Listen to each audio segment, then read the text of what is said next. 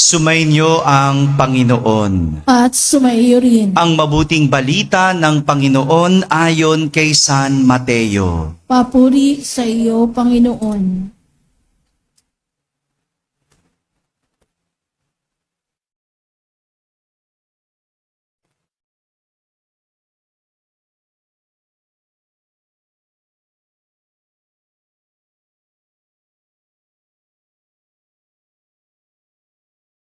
Noong panahong iyon, dumating si Jesus sa lupain ng Cesarea ng Filipos. Tinanong niya ang kanyang mga alagad, sino raw ang anak ng tao ayon sa mga tao? At sumagot sila, ang sabi po ng ilan ay si Juan Bautista kayo. Sabi naman ng iba, si Elias kayo. At may nagsasabi pang si Jeremias kayo o isa sa mga propeta. Kayo naman, ano ang sabi ninyo? Sino ako? Tanong niya sa kanila. Sumagot si Simon Pedro, kayo po ang Kristo, ang anak ng Diyos na buhay. Sinabi sa kanya ni Jesus, mapalad ka, Simon, na anak ni Jonas, sapagkat ang katotohanan ito ay hindi inihayag sa iyo ng sino mang tao, kundi ng aking amang nasa langit. At sinasabi ko naman sa iyo, ikaw ay Pedro, at sa ibabaw ng batong ito ay itatayo ko ang aking simbahan, at hindi makapananaig sa kanya kahit ang kapangyarihan ng kamatayan. Ibibigay ko sa iyo ang mga susi ng kaharian ng langit. Ang ipagbawal mo sa lupa ay ipagbabawal sa langit. At ang ipahintulot mo sa lupa ay ipahihintulot sa langit.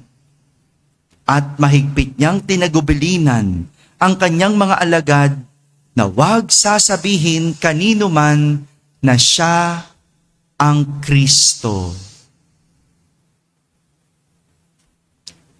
Mga kapatid, ang mabuting balita ng Panginoon. Pinupuri ka namin, Panginoong Hesukristo. Umupo ang lahat at makinig sa homilia. Isang magandang umaga po sa inyong lahat. Pakibati ang katabi ng pinagpalang linggo. Pinagpalang linggo sa mga nasa barangay, ganon din sa mga nasa tahanan at nasa abroad na nagsisimba via online. Kasama kayo sa aming banal na pagdiriwang dito sa ating parokya. Simulan natin ang ating pagninilay sa isang kwento. At ngayong linggo, ang aking kwento ay tungkol sa dalawang magkaibigan. Nangyari ang kwentong ito, ilang libong taon na ang nakaraan. Ilang libo, noong panahon ng mga sinaunang Griego. Isang araw, naglakad ang dakilang pilosopo na si Socrates. Narinig niyo na ba yung salitang o yung pangalang Socrates? Ha? Si Socrates ay isang dakilang pilosopo. Pilosopo dahil mataas ang kanyang karunungan. Pilosopo dahil alam niya ang maraming bagay, dalubhasa sa kaalaman.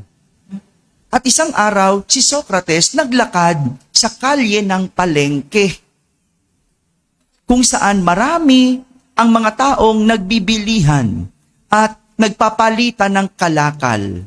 Siguro iniisip ko, itsura ng palengke parang Divisoria. No? Pamilyar kayo? O, di ba? Alam niyo itsura ng Divisoria? Parang ganun, no? Yung ang dami-daming tao, hindi maubos ang tao. At habang siya'y naglalakad sa kalye ng palengke, lumapit sa kanya ang kanyang kapitbahay. At siya'y kinausap. Alam mo naman, pag ang magkapitbahay nagkita sa palengke, no, 'di ba? Talagang mapapahinto, hindi ba? No? At pag huminto, alam mo na ang kasunod, no? Ayan, no? Ayan, no? Sabi ng kapitbahay ni Socrates, pare, hindi mo mapapaniwalaan ang sasabihin ko sa iyo tungkol sa ating kaibigan. Ngunit bago pa nagpatuloy sa pagsasalita ang kapitbahay, tinaas ni Socrates ang kanyang kamay at sinabi, "Sandali, bago mo ituloy ang sasabihin mo, dapat muna makapasa sa 3 pagsasala ang iyong kwento." Ano? 3 pagsasala? Tanong ng kapitbahay. Oo, pagsasala. Sa Ingles, filter. Sagot ni Socrates. 3 pagsasala. Unang pagsasala, ito ba ay katotohanan? Sabi nyo nga, katotohanan. Ang kwento mo ba ay may katotohanan? Sumagot ang kapitbahay, ay hindi ko alam. Narinig ko lang naman ito sa kumare ng kaklase ng anak ko. Tingnan mo nga naman, ano? Aha. Hindi sa'yo galing ang kwento, kundi galing sa salin-salin. Kung ganon, punta tayo sa ikalawang pagsasala. Ang ikalawang pagsasala, ito ba ay mabuti? Ano yung pangalawa? Una, katotohanan. Ang sasabihin mo ba ay nagtuturo ng kabutihan? Nagdudulot ba ng kabutihan? At gagawin tayong mabuti? Sumagot yung kapitbahay, hindi. Sa totoo lang kasi, pinutol na agad siya ni Socrates at sinabi, kung hindi mabuti, punta tayo sa susunod at panghuling pagsasala. Pangatlong pagsasala, ito ba ay kapaki-pakinabang? Sabihin nyo nga.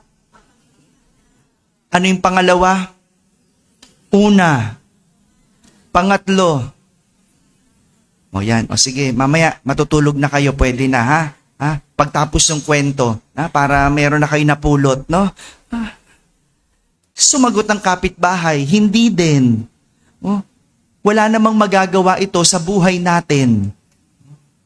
Sa makatuwid, sabi ni Socrates, magkukwento ka sa akin ng isang bagay na walang katotohanan, hindi mabuti at walang kapakinabangan. At gusto mo maniwala ako sa iyo? Kung ganon, wala kang dahilan para sabihin ito dahil wala rin akong dahilan para ikaw ay paniwalaan. Yumuko ang kapitbahay at hindi nakaimik. Mga kapatid, ilang libong taon na ang nakalipas nang mangyari ang kwentong ito, pero ilang libo na rin ang nakalipas. Parang walang nagbago. Tama? Ba't di kayo makasagot? Kasi mamaya pagkatas ito, mamamalengke kayo, di ba? Ayun, kaya hindi makasagot, di ba? No? Ilang libong taon na, pero parang walang nagbago. Parang walang nangyari. Kaya naman ang ating mga pagbasa ay magmumulat sa atin kung paano tayo kumikilala ng tao. Paano kikilala ng tao? Narinig natin sa ating ebanghelyo na unang tinanong ni Jesus ang kanyang mga alagad. Ang tanong ni Jesus, sino raw ang anak ng tao ayon sa mga tao? Gustong malaman ni Jesus kung ano ang pagkakakilala sa kanya ng mga tao. Gustong malaman ni Jesus kung ano ang sinasabi ng ibang tao tungkol sa kanya. Sabi ng iba, si Juan Bautista daw siya. Tama ba? Hello? Tama? Ang ilan sinabi, siya si Elias. Tama ba? Sabi ng iba, siya daw si Jeremias. Siya ba si Jeremias? Sabi ng iba, siya daw ay isang propeta. Siya ba'y propeta? Sa makatuwid, walang nakakakilala ng tama kung sino si Jesus. Hindi siya kilala ng mga tao. Kaya nga, ang sunod na tinanong ni Jesus ay ang kanyang mga alagad. At ang kanyang tanong, kayo naman, ano ang sabi ninyo? Sino ako? Tanging si Pedro lang ang nakapagsabing, kayo po ang Kristo, ang anak ng Diyos na buhay. Magandang malaman kung ano ang sinasabi ng ibang tao tungkol sa iyo. Magandang malaman yun, no? Ano bang sinasabi? Ang tingin ba ng tao sa iyo, chismoso? Magandang malaman yun. Ang tingin ba ng tao sa iyo ay palautang? Maganda ring malaman yun. Ang tingin ba ng tao sa iyo mayaman, nagpapautang? Ay, maganda ring malaman yun. No? Ano ang tingin sa iyo ng ibang tao? Magandang malaman yun. Pero, ang mahalaga, ano ang sinasabi ng nakakakilala sa iyo? Ano ang sinasabi ng nakakakilala sa iyo? Hindi bago sa atin ang mapanghusgang mundo. Tama ba? Tingnan mo ang katabi mo. O, tingnan mo lang. O, anong masasabi mo? O, huwag kang manghuhusga. Pinatitingin ko lang kasi baka tulog na. No? Pakikalabit nga pag tulog na. Hindi na bago mapanghusgang mundo. No? Lumakas lang yung boses, iisipin, galit ka. Di ka lang ngumiti, suplado. Pagsabihan mo ang isang tao, ang tingin sa'yo, istrikto. May kasama ka lang, iba na ang iisipin sa'yo. Hindi ba? Parang ako lahat yun, ano? Tawan-tawa kayo, Mapanghusga talaga kayo, ano? Pero, kung sa bawat galaw, sinasabi at ginagawa natin ay pwedeng may sabihin ang iba, paano mo ba talaga makikilala ang tao? Sa ating unang pagbasa, inalis ng Panginoon ang katiwala ng palasyo na si Sabna at papalitan siya ng isang tapat na katiwala na nagngangalang Eliakim. Isang dahilan kaya papalitan ang isang katiwala ay kapag nawala ang tiwala, di ba? Kasi yun nga yun nga yung purpose mo Yun nga yung pagkakakilala sa iyo, ikaw ay katiwa-tiwala. Kaya ikaw ay katiwala. Ikaw ay pinagtitiwalaan. Kaya pag nawala ang tiwala, hindi ka na katiwala at katiwa-tiwala. Kaya nga, pinalitan si Sabna ni Eliakim. Ito ang isang dahilan. Kapag nawala ang tiwala ng tao, hindi na katiwa-tiwala. At ito ang unang dapat nating tinitignan sa tao. Kung siya ba ay mapagkakatiwalaan. Anong unang katangian? Mapagkakatiwalaan. Nakikita ito kung ang tao ay mabuti. Ang hirap malaman sino ang katiwa-tiwala. Tama? Pero pwede kung siya ay mabuti. Si Sabna dati namang mabuti, kaya nga naging katiwala. Pero dahil inabuso ang kapangyarihan, dahil naging mapagmataas at naging makasarili, nawala ang tiwala sa dating katiwala. Mga kabataan, madami ang lalapit sa inyo. Madaming nagpapakilala sa inyo. At para mo makilala ang dapat mong kilalanin, dapat siya ay katiwa-tiwala. Joanna, huwag sama ng sama kung kani-kanino. Di ba? Maymay, huwag mong ibibigay ang pera mo kahit kanino. Dapat katiwa-tiwala. Di ba, Gab? Macho, hindi ka na natuto. Huwag mong binibigay kung hindi katiwa-tiwala. Hindi ba ganon? Sa panahon ngayon, ang hirap makilala ng tao. Bakit? Ang daming nagkukubli. Nakilala mo lang sa social media. Akala mo, kilala mo na? Hindi. Hindi. Tignan mo muna, subukin mo muna, siya ba ay katiwa-tiwala? Pangalawang katangian, ang itinuturo sa atin ay ang katangiang makadiyos. Samantala, sa ating ikalawang pagbasa, ang mensahe ni San Pablo sa mga taga-Roma, sa Diyos matatagpuan ang tunay na kayamanan, karunungan at pamamaraan. Yan ang isang katangian ng makadiyos. Dahil yan ang katangian ng Diyos.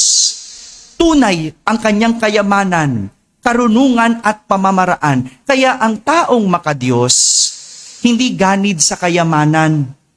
Ang taong makadiyos, mataas ang karunungan. Take note, mataas ang karunungan, hindi katalinuhan. Hindi lahat ng makadiyos matalino. Tama? Hindi lahat. Pero ang makadiyos, marunong. May karunungan. Anong pinagkaiba ng katalinuhan sa karunungan? Ang matalino, alam ang tama at mali. Tama? Di ba, ma'am? Pag yung sa klase, alam mong matalino. Perfect sa exam. Bakit? Alam yung tama. At hindi sinusulat ang mali. Tama? Ganun ang matalino. Pero, hindi lahat ng matalino marunong. Dahil ang marunong, alam ang mabuti. Iniiwasan ang masama at ginagawa kung ano ang mabuti. Hindi lahat ng matalino marunong. Merong iba, matalino pero magnanakaw. Tama? Galing. Iisip ng paraan paano makapangupit. Matalino pero hindi marunong. Tama? Merong iba matalino, top-notcher pero namamaril. Nabalitaan nyo yon? Ang talino nun. Pero tingnan mo, namaril. Kasi ang makadiyos, may karunungan. Mataas ang karunungan. At higit sa lahat, banal ang pamamaraan. Ganyan ang ikalawang katangiang iyong kikilalanin kapag siya ay makadiyos. Tama, Joanna? Makadiyos. Dapat ganun. Kapag makikipagkilala ka sa tao, dapat hanapin mo ang makadiyos. Kapag ito ang kilala mo, hindi ka maliligaw at hindi ka masasaktan. Ito marahil ang nakita ni Pedro kay Jesus. Kaya niya nasabing siya ang Mesiyas, ang anak ng Diyos.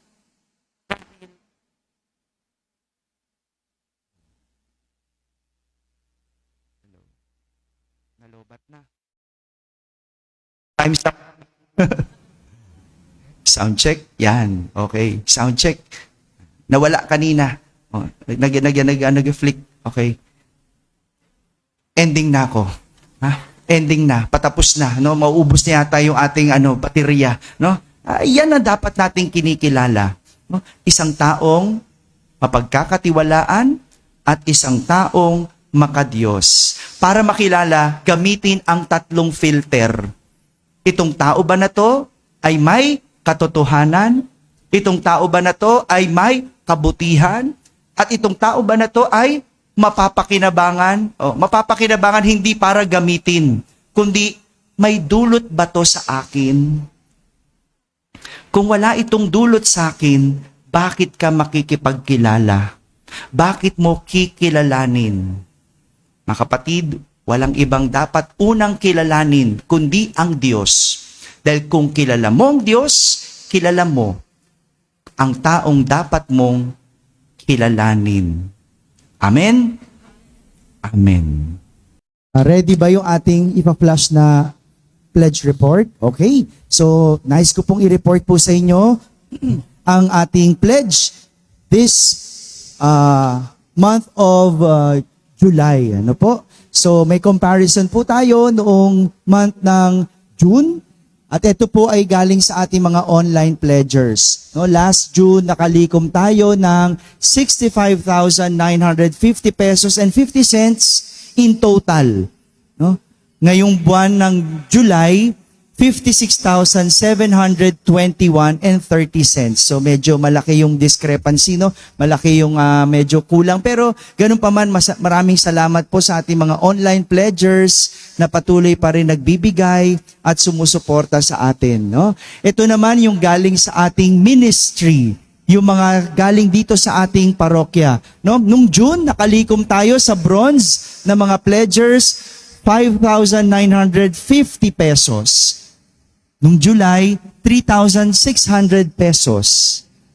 Yung silver pledgers natin noong June, 8,350. Tapos, nung July, 6,600 pesos. At yung mga gold pledgers natin ay nagbigay last June ng 18,751. Anong July, 12,250 pesos. Yung platinum natin, same pa din, consistent, maraming salamat po. At total, nakalikom tayo sa ating mga pledgers dito sa ating ministry at sa ating parokya ng 28,450 versus noong last June, 39,051 pesos. Kaya ang total na nalikom natin na pledge for this month of July, 85,171 pesos and 30 cents. Medyo malayo noong June na 105,001 peso and 50 cents, no?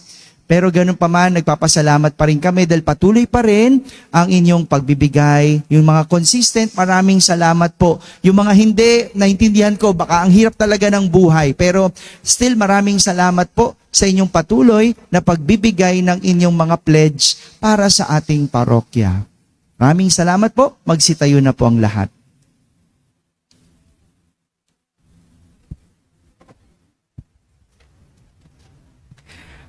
Para makakilala ng tamang tao, ang unang kikilalanin ay Diyos.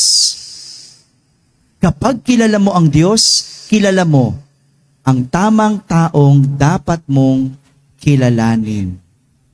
Sumainyo ang Panginoon. At sumaiyo rin. At pagpalain kayo ng makapangyarihang Diyos, Ama at Anak at Espiritu Santo. Amen. Tapos na pong ating pagdiriwang, humayging taglay ang pag-ibig at kapayapaan ni Kristo. Salamat sa Diyos.